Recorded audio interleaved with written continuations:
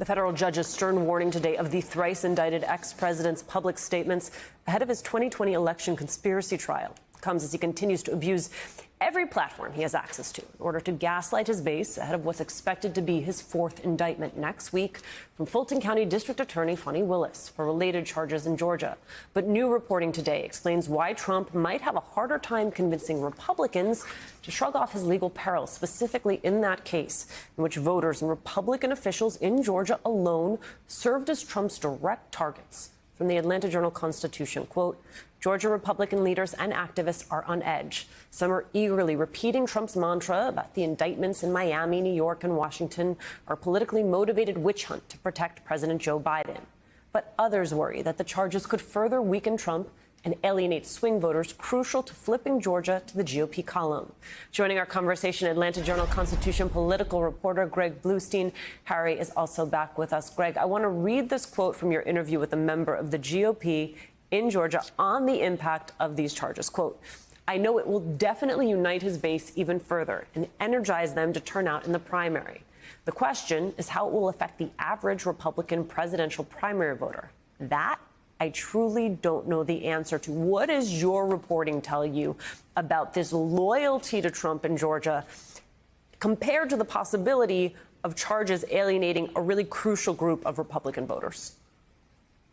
Look, we've seen national polls that showed a lot of Republicans, especially a lot of Trump loyalists, writing off these criminal charges as just another attempt to politicize a prosecution and to inoculate and insulate President Joe Biden. But here in Georgia, Republicans are taking it harder. You know, they remember firsthand the phone call from Donald Trump to Secretary of State Brad Raffensperger. They lived through the attempts of Donald Trump to pressure Republican state leaders here, like Governor Brian Kemp and Attorney General Chris Carr, to do things to overturn Joe Biden's victory and invalidate the will of the Georgia voters.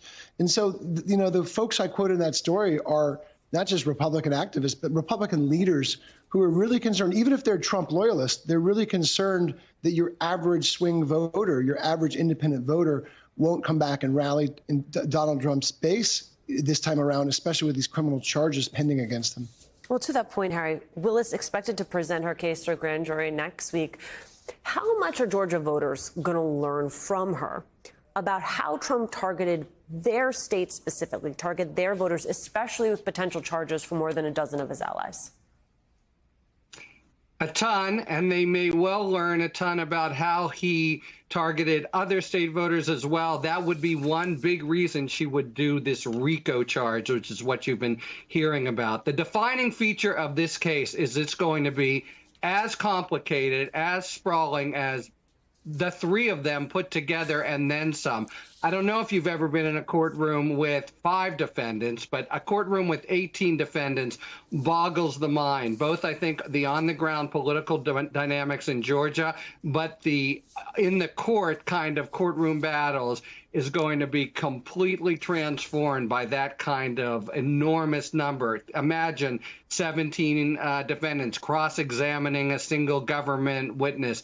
There's many complicated motions that they can bring because it's state and federal, but this is going to sort of blow the doors off in terms of its overall kind of complicated and sprawling nature.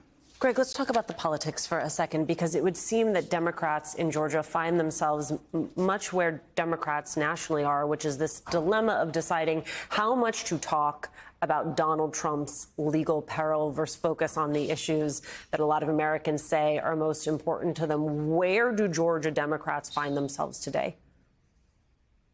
For the most part, they're following the lead of President Joe Biden and other national Democrats in not wanting to talk about this. It's not like it's going ignored here in Georgia. It is the talk of the town here. But Democrats aren't playing into it. They're not fueling the arguments, in part because they don't want to feed the Republican narrative that Democrats are doing this to sideline the former president. They want to focus on their issues, the economy, expanding Medicaid, preserving abortion rights, restricting gun access, issues that they see as galvanizing to the Democratic base, rather than talking about Donald Trump's struggles.